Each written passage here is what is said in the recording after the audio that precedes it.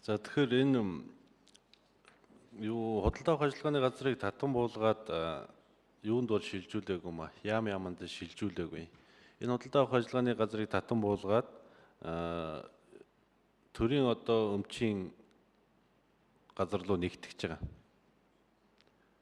Энэ маань яагаад ингэж байгаа вэ гэхээр ерөөсөө төрийн өмчийг худалдаж авахаас нөхсүүлээд хадгалах, хамгаалах, шилжүүлэх, худдан борлуулах энэ бүхий л үйл ажиллагааг нэгдсэн одоо юм цогц төрийн одоо өмчийн менежментийг хэрэгжүүлэх ийм шаардлага байна гэж үзэж нэгтгэсэн. Дөрнөш бол энийг татан буулгаад яамд нь шилжүүлсэн зүйл бол байхгүй. За концессийн хувьд ч гэсэн мөн адилхан үндэсний хөгжлийн одоо газар дээр концессийн үйл ажиллагааг явуулахаар ингэж бол тооцоож хийсэн байгаа.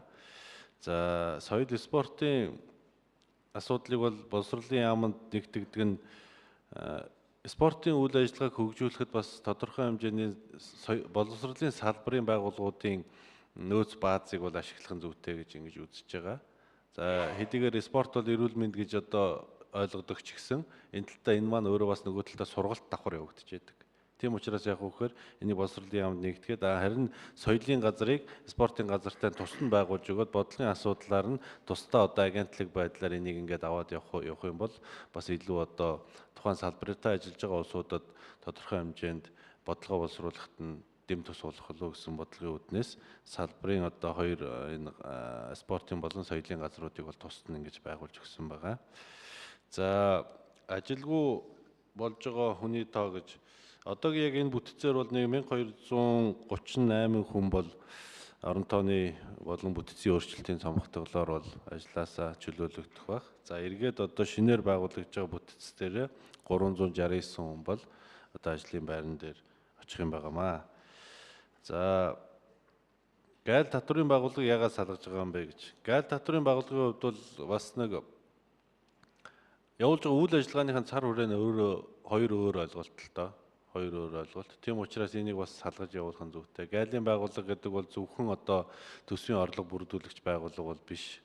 Энэ байгууллагын хувьд бол Монгол улсын одоо хэлээр орж гарч байгаа бүх одоо бараанд хяналт тавьдаг ийм байгууллага. Тэгээ энэ учраас энийг одоо үйл ажиллагааны цар хүрээ чиглэлийн хувьд бол өөр учраас энийг одоо салгах нь зүйтэй гэж ингэж үзсэн.